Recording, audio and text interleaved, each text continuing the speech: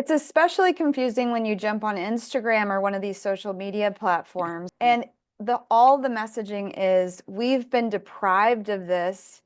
Let's get everybody on it as soon as possible. And my heart goes out to any of you that are suffering with menopausal symptoms or perimenopausal symptoms, or are in the throes of trying to get pregnant and your hormones are off. There's a whole history of risk factors somebody should ask you before you ever get even offered HRT or go in fertility treatment, just to make sure it works to its best, as well as it prevents you from tiptoeing into a cancering process or a clotting process.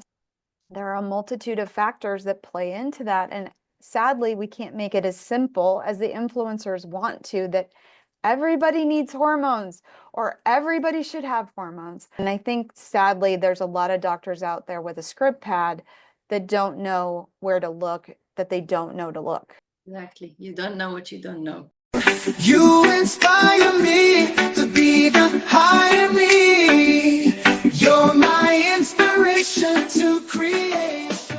שלום לכולם וברוכים הבאים לפודקאסט השראה להבראה. Welcome to my podcast Inspire to be higher. Deep within, let your dreams begin.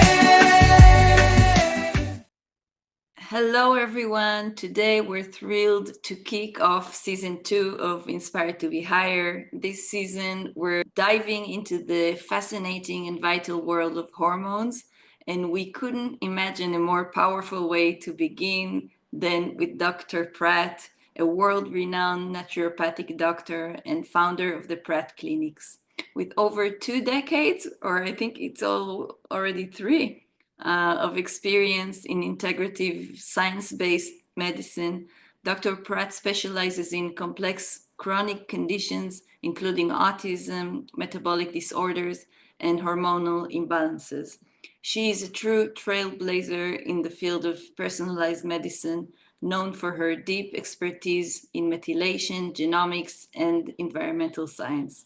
I've had the privilege of consulting with Dr. Pratt on several cases involving children with autism, and her insight has been transformative for me, for the families. Her rare blend of knowledge, compassion, and precision has made a lasting difference in the lives of countless families. In her approach to hormonal health, Dr. Pratt examines the intricate ways of our genetic makeup, particularly single nucleotide polymorphisms, SNPs, influence hormone pathways. Her work goes far beyond symptom relief, focusing instead on identifying and addressing the root causes of imbalance through advanced lab testing, targeted supplementation, and personalized nutrition. Welcome, Dr. Pratt. Thank you so much. It's such an honor to be here, and I'm so glad to be with you today. Great, thank you. So let's begin with, how do you define hormonal imbalance, and why is it such a cornerstone of overall wellness?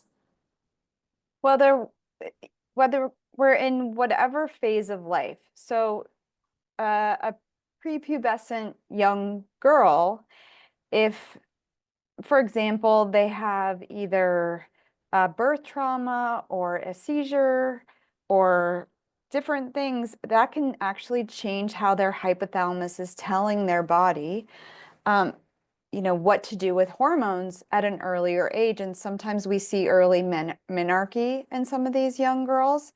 And we have to determine, is it based on some kind of damage that was done early in life? Is it a genetic condition that they may have menarche early?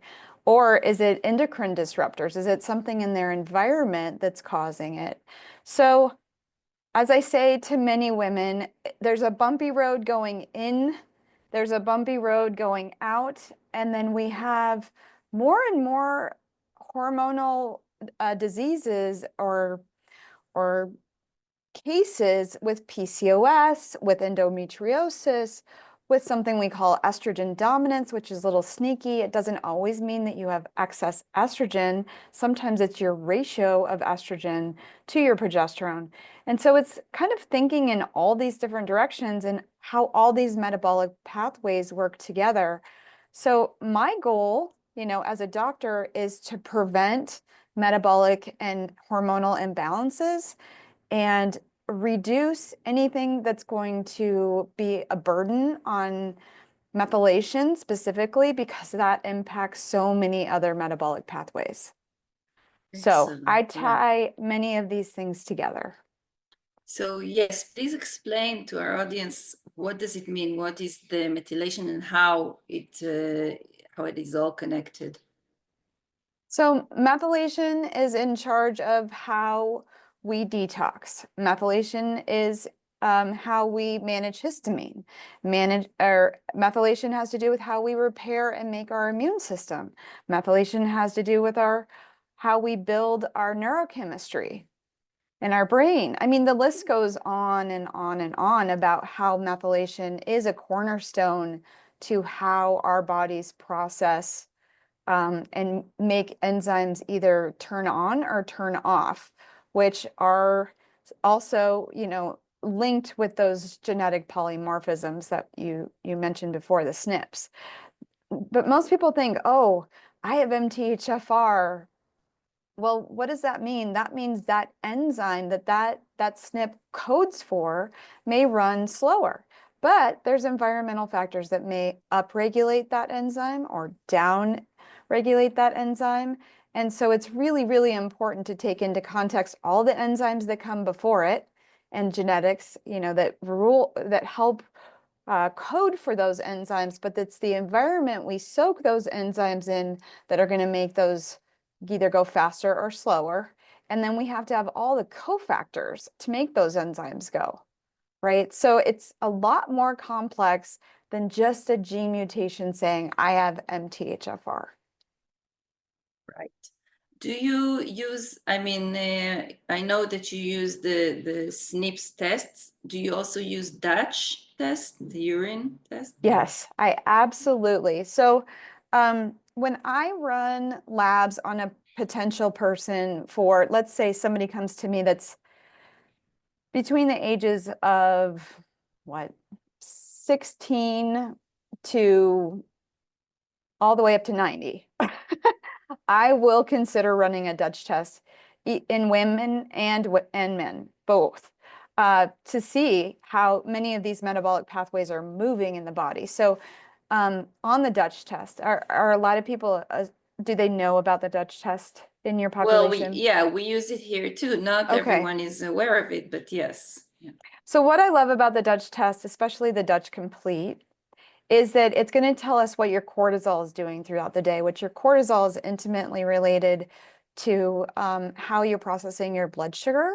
It's regulating how your nervous system is functioning, and all of these things influence your hormones as well. So it's really important. We think of hormones like a giant web, and they're all interconnected. And when you pull on one side of the endocrine system, many of the other endocrine glands are saying, hey, we're going to be out of whack too. If your thyroid's out, then your adrenals are probably out. Your blood sugar is eventually going to be out. So, and then your sex hormones are going to be out. So it's looking at all of it together. And so when I run labs, one of my favorite labs is the Dutch Complete, because it looks at cortisol throughout the day, not just a single measurement. But knowing what are you doing throughout the day, and is it in the right circadian rhythm? Can you sleep through the night and be awake during the day? And is that cortisol getting too high? Is it getting too low? So that's on the Dutch. But my favorite part of the Dutch is the hormone, which shows how we are breaking down testosterone, progesterone, and estrogen. And the most important part of that Dutch test, especially if somebody is wondering, are they estrogen dominant, or are they at risk for certain types of cancer? How are they running through their estrogen detox pathways? So you have 3 pathways in phase 1. And phase 1 is dictated by 3 different genes and enzymes. And so when you run different genetic testing, you can see how it's performing on that Dutch test. So for example, the scary one, or the one that we really need to pay attention to, well, all of them we should, but 4-hydroxy is part of an enzyme pathway called CYP1B1. And CYP1B1, if you have certain mutations, you run faster down that pathway. And why that's a problem is it creates quinolones, which can go and disrupt your DNA. So that's a risk factor for oxidative stress, and it's a risk factor for potentially in the future developing cancer, and it puts a burden on methylation. It puts a burden on your body to make enough glutathione and other antioxidants to clean up the inflammation and the oxidative stress that it causes. So we want to minimize the amount of that 4-hydroxy pathway if that's an issue. And then there's a 16-hydroxy pathway that's dictated by a different gene. And that's, again, in phase 1, that creates, tumors, like just fibroids, fibrocystic breasts, which is all kind of, again, they're not cancerous, but they're a precursor to, hey, we got to watch out for the future. This person might start a cancering process. What we prefer in phase 1 is for them to take the 2-hydroxy pathway, which is safe, right? And then that goes to phase 2 estrogen detox, which is COMT and methylation, how that enzyme is working. So this COMT is how quickly do you break down dopamine, norepinephrine, epinephrine, and estrogen. And if we're doing a great job in phase 1, but then we have a backed up phase 2, there's certain things that we need to do in order to help your methylation cycle, not just giving methylfolate, but there's many other things to do to help methylation in order for that enzyme to have the SAMe, which that's the product of methylation, with magnesium to break down estrogen through phase 2. And then there's phase 3, which is not on the Dutch. And sometimes we need to run stool sample testing in order to know glucuronidation. Like how well can we conjugate our phase 3 estrogens, get them out of the body rather than having them unconjugated and reabsorbing them. Also on that Dutch is how you're breaking down testosterone. So some women all of a sudden in middle age might start to lose their hair on the top of their head. Well, that could be that they're taking a testosterone pathway and they're taking it down the 5-alpha reductase side. So again, this test gives a lot of biochemical pathways for us to understand why you're presenting with some of the symptoms you are. So some of the symptoms of estrogen dominance might be fibroids, like we talked about, or tender breasts before your period, or lots of PMS, like we talked about endometriosis and PCOS, or also estrogen dominant situations. And this estrogen dominance, so if you have all this estrogen and you don't have enough progesterone, then there's an imbalance. And then it can start causing sleep problems. It can cause hot flashes. It can cause misery in the perimenopausal stage into the menopause stage. Did you want to slow me down and ask No, me there's so question? much good stuff here, but what I want to ask is, you mentioned the pathways which are more problematic, the 16, the 4, and does it mean that when a woman comes to you and you see this on the Dutch test, the results, do you advise her not to go on HRT? Is that the implication of that? Well, HRT for me is just like any supplement or anything we're giving to the body. And I ask a lot of questions. And one of the questions is if they are running down that 4-hydroxy pathway, as well as have issues with COMT on that Dutch, the last thing I'm going to do is add more chaos to that pathway by giving them HRT. So what I'll do is I'll clean up that pathway. I'll look at their genetic predispositions. I'll take a good history of both them and their family members, and then we'll make a decision about HRT. But I also would like to bring up the idea, I think it's really important to check endocrine disruptors. Because again, estrogen may be hard for you to metabolize through phase 1 or phase 2 or phase 3. But then what's the bigger issue with the toxins you have in you that are making those hormones misbehave, making these genes get more stressed, in my opinion, stressing gene pathways or enzyme pathways in the body that we need to give more support to. So we don't want to overburden the body with hormones when it's not ready for that. So it's about checking. And I can't stress enough, if there's doctors listening today, that they look in some of these areas before they just automatically write for symptom relief. Right. That's Especially, my heart for being here today, is to hopefully educate people to ask more questions, because nothing we take is great for everybody, right? right. And I believe in individualized medicine. Excellent. Yes. And the information is so confusing to people, because patients come to me and they say, yeah, but HRT can prevent Alzheimer's and all of that, because research shows. And on the other hand, we know that if someone has these pathways and these SNPs, it can be harmful. So it's very confusing to patients hearing all of that.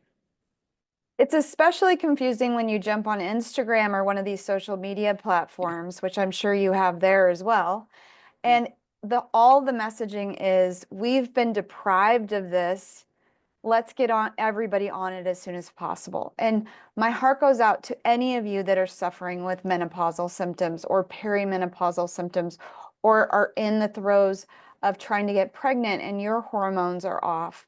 There are people out there that can assess how to manage these metabolic pathways, and some tests like the Dutch traditional labs, which I can share with you what traditional labs I like to see on my patients. But it's about assessing a risk, but also understanding, yes, there is research showing that we can prevent Alzheimer's in some ways.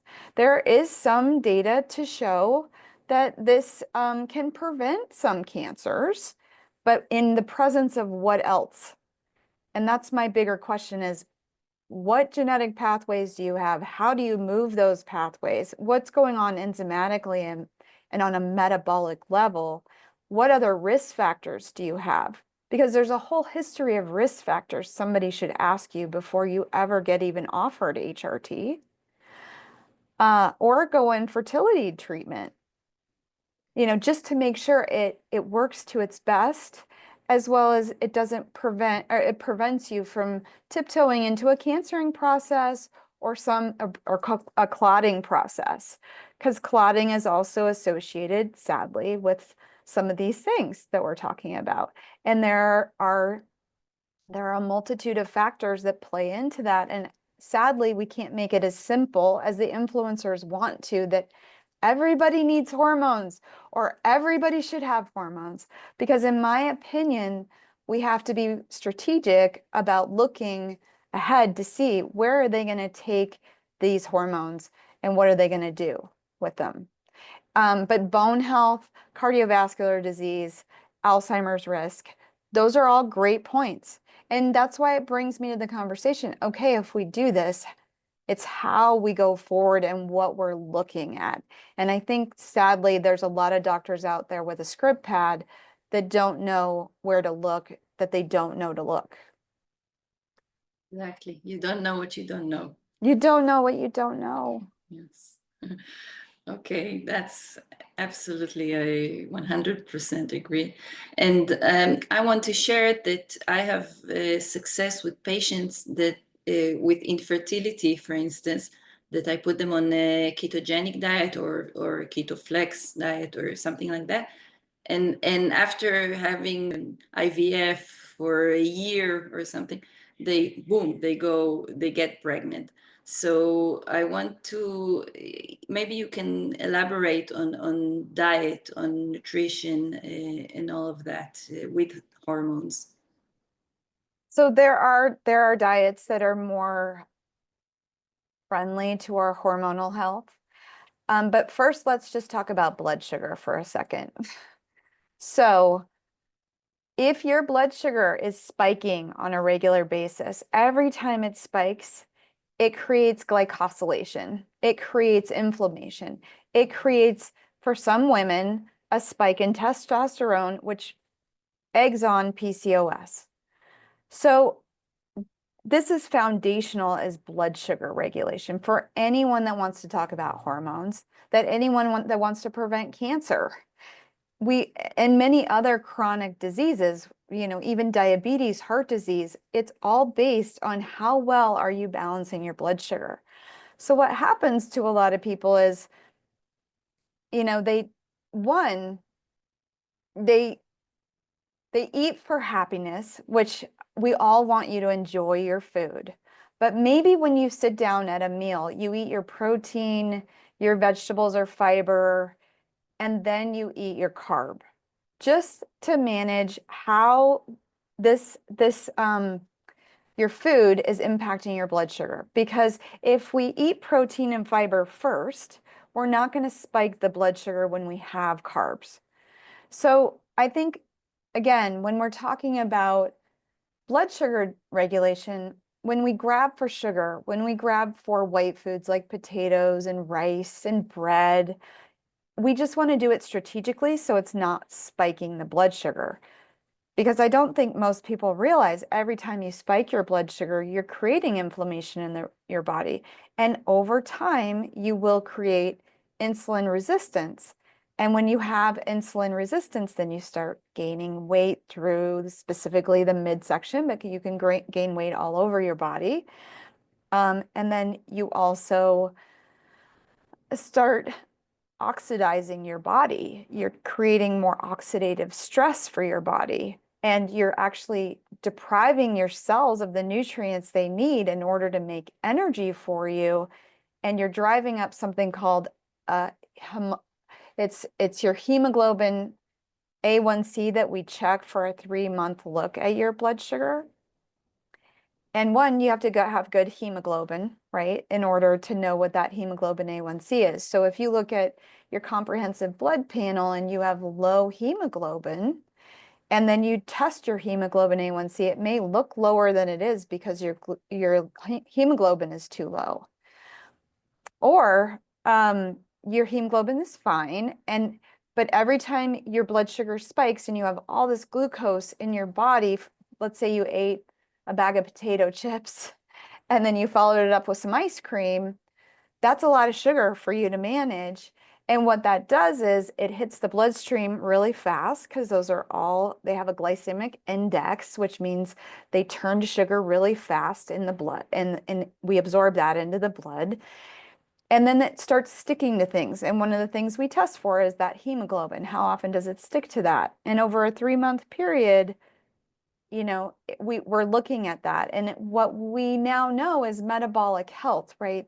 How our mitochondria function. They're going to function better if your A1C with a regular hemoglobin is around 5, maybe 4.9, maybe 5.1. But it's a misnomer in medicine that 5.4, 5.5 is a healthy glucose or A1C. Would you agree? No, it's high. And then what that does over time is it's creating a lot of oxidative stress. It's creating inflammation, and it leads to chronic illness and metabolic dysfunction, which shows up in almost most of the diseases you've heard of are all based in metabolic function. Is there anything And- you'd add to that? Yeah, and would you say that insulin is a hormone that affects all the other hormones? I mean, really directly. You can see from just the example that I showed that people with infertility go on a keto diet, and in 2 months they get pregnant after trying for years. So it's so overwhelming how direct it affects the other hormones. Thank you. Yes, exactly what we talked about before is your blood sugar, if it's dysregulated, if it's not stable, it's going to pull off your sex hormones. You're going to run as a woman, you could run into PCOS, you could start becoming insulin resistant, your mitochondria are struggling. And again, balancing that blood sugar all of a sudden makes you more fertile again. It makes your estrogen, progesterone, testosterone levels start to even out. So it's a lot of biochemistry and physiology, but yes, making simple changes like getting rid of endocrine disruptors and changing your diet, getting a good circadian rhythm, working with your nervous system can dramatically change your health. Yes, and the difference between the tests that, like, if I suggest Dutch to people, they say cortisol I have on my blood test. So can you explain the difference between a blood test and the urine complex test that we run? So the best way to look at hormones is either in saliva or in urine. Sadly, it's not as easily monitored in blood work. All hormones, that's just the best way to test for them. What I like about saliva and urine tests for specifically these hormones is, one, it's more specific, but two, especially cortisol, it's really important to take it throughout the day. And what I like about Dutch is they have something called a Dutch Plus, which actually takes saliva samples for the first, I think it's an hour and a half of your day. So first morning, right when you wake up, not like 5 minutes after you wake up, you got to get up right away and spit. You do a urine sample. And then they're doing another one every half an hour to see what is your cortisol awakening response. Do you go really high? Are you too low?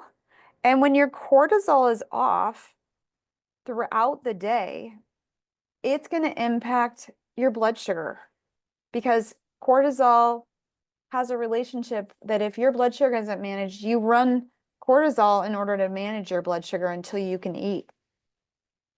And at night, what we're trying to do is we're trying to pack away enough blood sugar, we call it glycogen. We stuff it into our liver, and over the night, it's supposed to release a little bit of glycogen, turn to glucose, so to keep you asleep.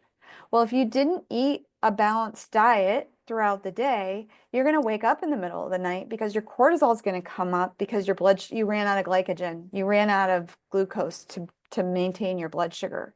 So a lot of the people that struggle with insomnia, I try to work on diet and timing of their diet along with their cortisol to get them to sleep better at night. So when you have high cortisol at night, you can't fall asleep. That's one of the reasons why you might not be able to fall asleep. There's others. And if you're running high cortisol throughout the day, it's like you're running from the tiger. You're giving input, you're not hungry. You're giving input to your nervous system that you're running from a tiger. And you're going to metabolically make all your hormonal systems struggle, meaning your blood sugar can't balance itself very well. Your thyroid's not going to perform as well. Your mental clarity is going to be off. So there is a very, very, very good reason why we look at multiple data points for cortisol throughout the day into the night to understand what exactly in this individualized approach do you need that's going to help you sleep better, manage your hormones better, It's going to help you have better energy throughout the day. It's going to help you starve off certain kinds of pathology that might come later if we don't do something to manage this circadian rhythm. Right. And that also brings us to another very important hormone, melatonin, which Yes. also we have on the Dutch test. So, and also correlates with the high cortisol, low melatonin, right? Can you explain the connection? Right. So melatonin production should be pretty high in most people when they're young. And as we age, we lose some of our melatonin production. Interestingly enough, for those of you that have children that are on the autism spectrum or sensory processing, they may have gene mutations. One of them is called shank, that they don't produce enough melatonin. So this is one of the reasons why in children with ASD, they may not sleep through the night, they may not sleep hardly at all, is because they don't make melatonin like the rest of us. Let's say a neurotypical person, but as we age, we make less melatonin in general, but also our lifestyle influences our melatonin. So if you're spending a lot of time in front of screens, you're going to deplete yourself of melatonin, especially blue light at night. So if you're in the evening, you're on your tablet with blue light, you're not wearing blue light glasses, blocking glasses when you're on screens, you're setting yourself up to be lower in melatonin. And the Dutch is great because it tells you what your AM melatonin is looking like. How depleted are you by morning? That's what it's telling us on that test. And because so we're not supposed to be depleted. We're supposed to have it during the day also. We're supposed to have it during the day. We're supposed to have a little bit during the day, and we want plenty to sleep at night. So the first thing I do if I see a low melatonin on a lab is say, get out in the sun first thing in the morning. Within an hour of waking up, go for a walk, sit on your porch, but get outside without sunglasses on and without too much shade. You want actual sun exposure so that that light exposure helps you to make melatonin throughout the night, so that you have good melatonin throughout the night. And the other thing I tell them is, of course, wear the blue light blocking glasses whenever they're spending time around screens. So I try to protect their melatonin. The other way that you lose a lot of melatonin, and most people don't even realize this, is EMF exposure. All the Wi-Fi, all the Bluetooth in people's ears and around them from their speaker across the room, or the Bluetooth that's coming off of their printer, or the Bluetooth that's coming off of their washing machine, and now their kitchen appliances all have Bluetooth. That's bombarding us all the time too and depleting us of melatonin. So how we manage people with sensitivity to EMF and EMR, which is electromagnetic radiation, yes, thank you. How we get people that are sensitive to that to be less sensitive, we give them melatonin. We give them fish oil and we give them magnesium. Those are the things that help people that are sensitive to EMF. Again, your doctor should work on you about like all of the appropriateness of that and how long to use them. But those things help. But melatonin in our world these days is becoming scarce for many people at a younger age because of technology, lack of sunlight. And then as we age, we don't make as much melatonin. Right. But I love that it's on that test. Yes. Yes, so important. So let's go back to the sex hormones, and maybe you can explain a little more about, first of all, for menopausal women and for anyone really in the fertile years and after. Can you explain the how they play together, how the SNPs play a part in these things? Hold on. I have It just depends on how detailed you want me to go. So I usually test both with a Dutch. Let me just share my screen real quick to show some of the lab testing that I look at.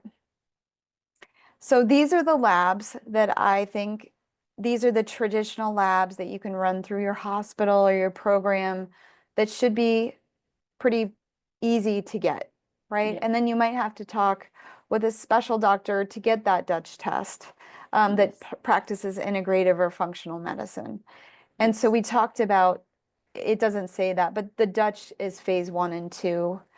It does test the melatonin as well. Yes. And then you want to find out beta glucuronidase activity.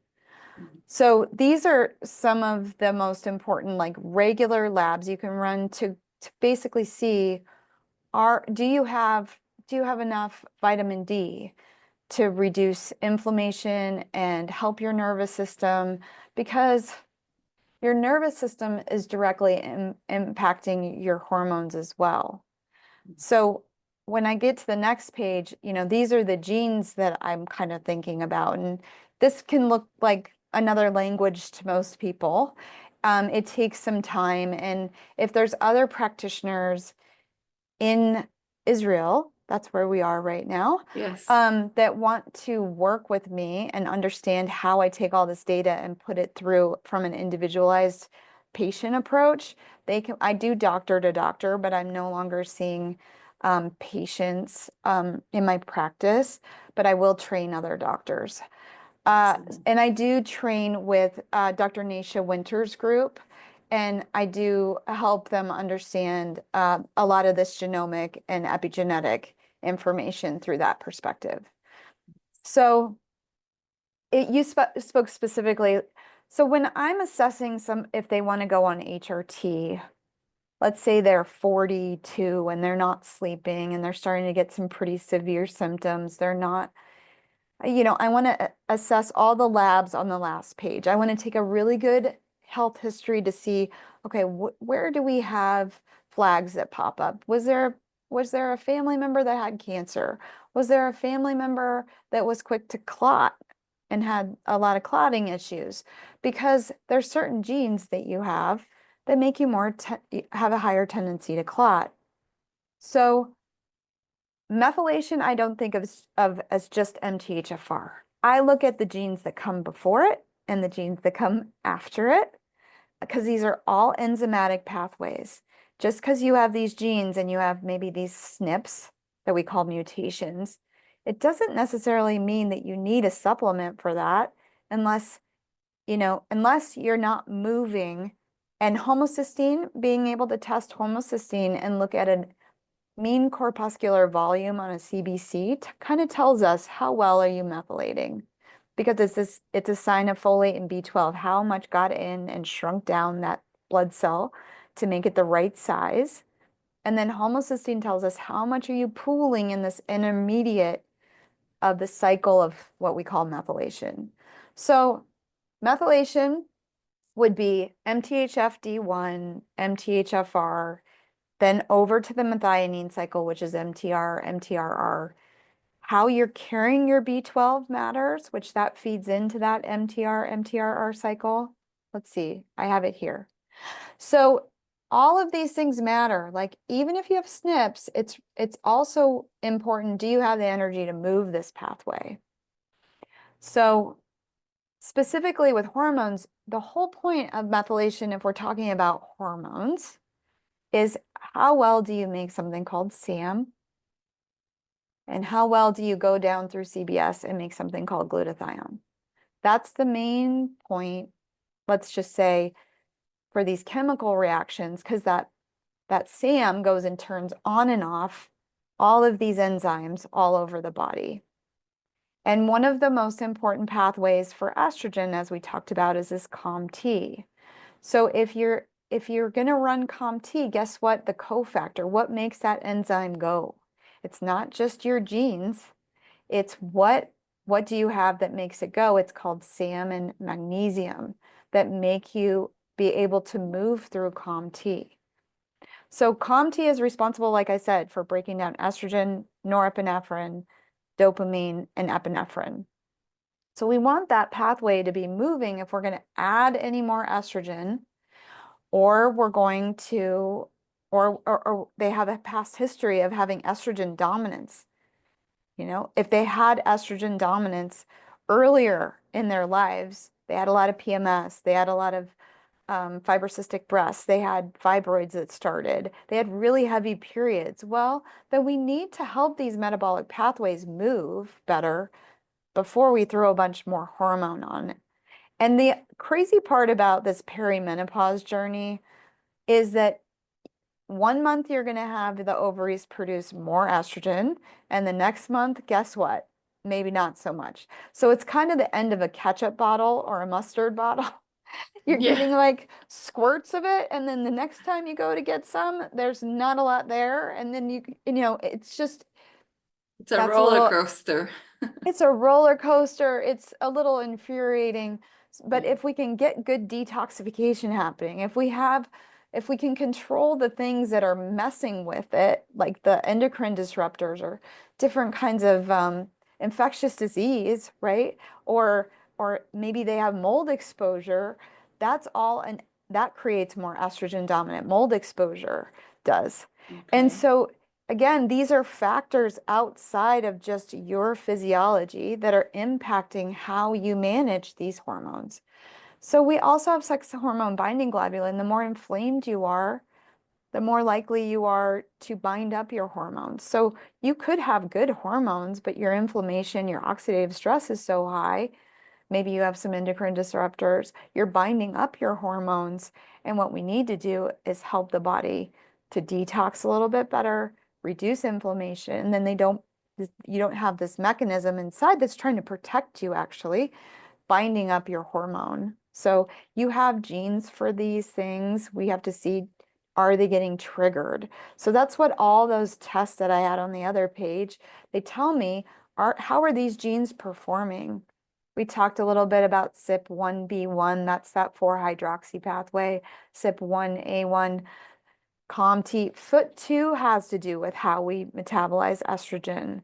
Most people think about it as, you know, a marker for how if we're prone to IBS, you know, inflammatory bowel syndrome, or um, or they think about it in terms of like low bifidobacterium, an inability to absorb B12.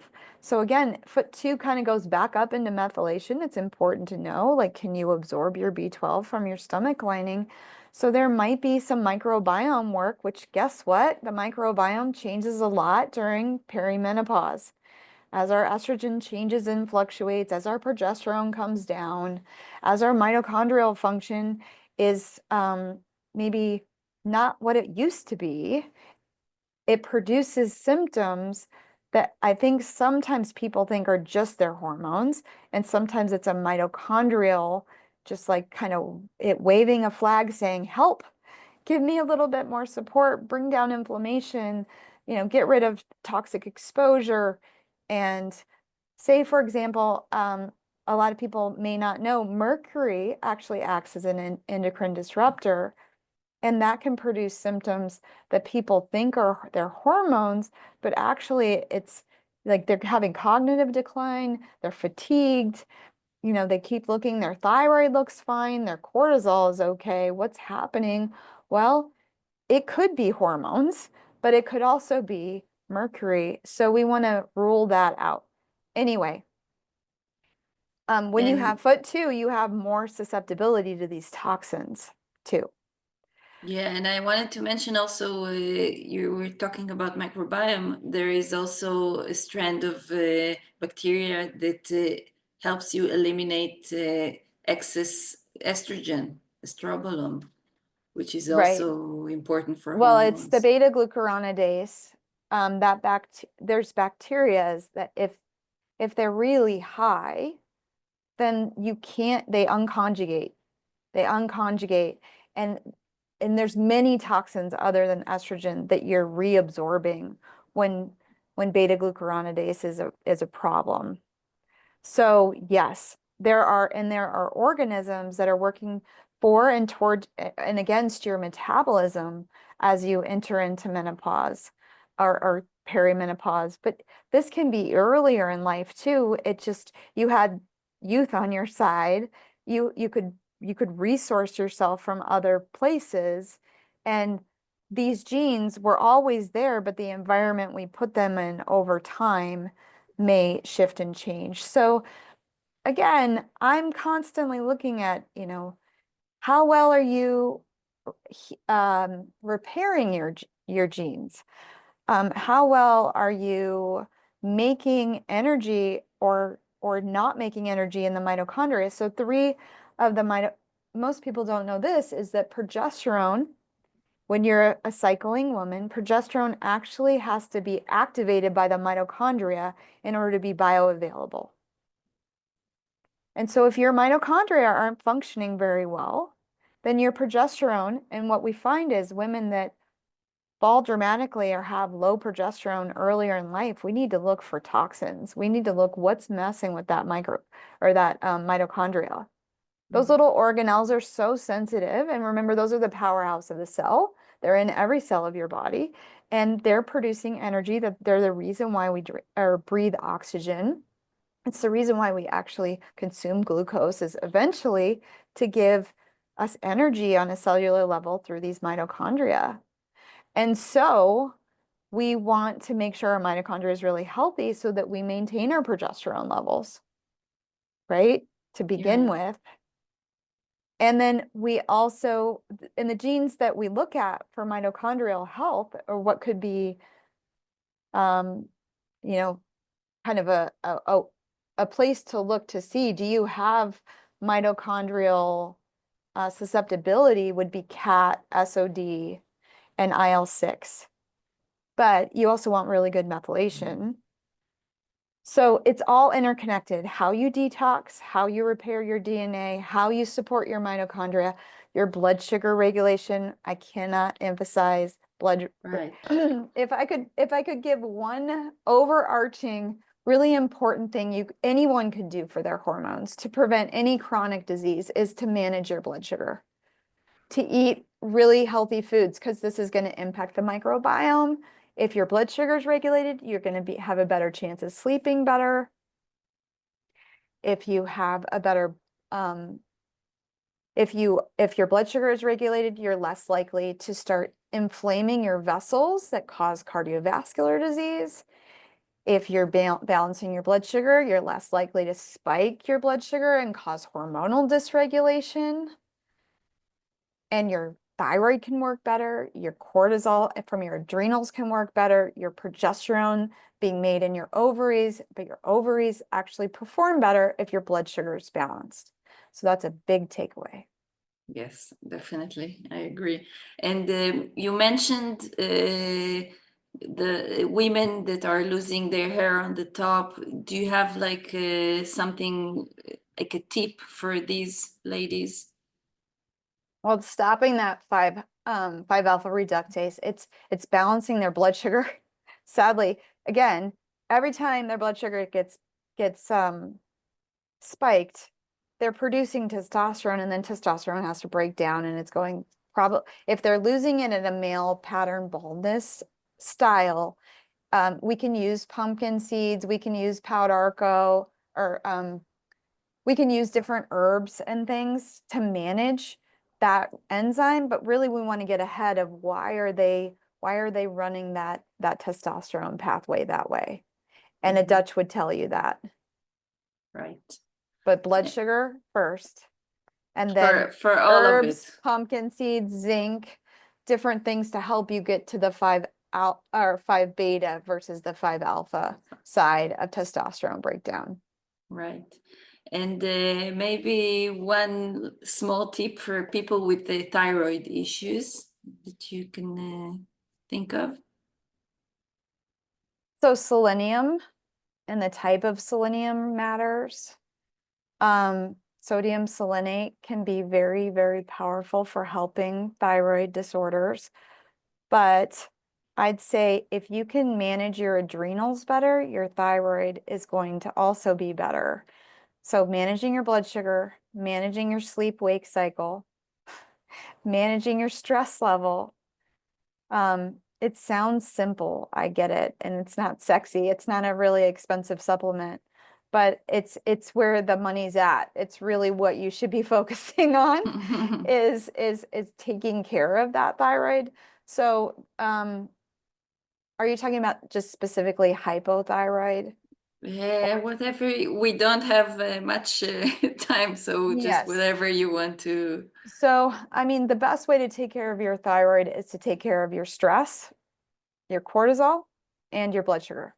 That's the best way. And then there are certain nutrients that you want to make sure you get in your diet, like, of course, selenium, iodine.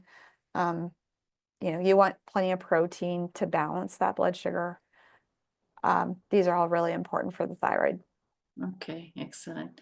So we're approaching the end. This is so fascinating. I can listen for hours, but I always ask my guests, what inspires you? Because this is called Inspire to be Higher. So what inspires you to do what you do? And how would you like to inspire others? Well, my whole reason of being here today is to empower you, to let you know that there are wonderful answers that don't always cost a lot of money. And just changing specifically how we eat can make a huge impact. Making sure that we eliminate exposure to things. That's the first rule in environmental medicine is reducing our exposure to toxic chemicals and overload. And, we just maybe need to sweat a little bit more, drink more water, eat some bitter foods from time to time, artichokes, dark leafy greens, things like that. But I'm so inspired by empowering, letting you know that these genes are not your destiny at all. 80% of your destiny is really truly your mind, your and literally the environment we put these genes into. But I will come back to mindset. So if I could leave you today, it's if you are in the throes of perimenopause and menopause, reminding yourself who you are and celebrating with joy and gratitude all the wonderful ways in which you are just uniquely you. And in that, we want to, because sometimes we get lost in the throes of like, we're not sleeping, we're having hot flashes. I'm 51. So I know this place, and just reminding yourself what brings you joy, what brings you happiness, what puts you in a mindset that helps you inspire other people as well as yourself. And so it's empowerment for me, like empowering people to make different choices. Know that maybe you have this gene, but if you institute these lifestyle changes, wow, that gene doesn't misbehave that way. So it's an Beautiful. honor to be here. Thank you so much. Thank you so much. I have to add that I'm 50, so we're on the same trip right now. And That's right. I totally agree with everything you've just said. And thank you so much. It's been educating. I think people will get a lot of goodies here.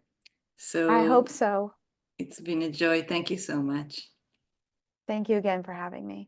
תודה שהייתם איתנו עד סוף הפרק. אני מקווה שמצאתם השראה בתוכן של היום. אם נהניתם, אני מבקשת שתשתפו את הפרק הזה אפילו רק עם בן אדם אחד. כך נוכל להפיץ יותר תקווה, ריפוי ושינוי חיובי בעולם. למידע נוסף אתם מוזמנים לבקר באתר שלי shiramed.com. תודה, וניפגש בפרק הבא.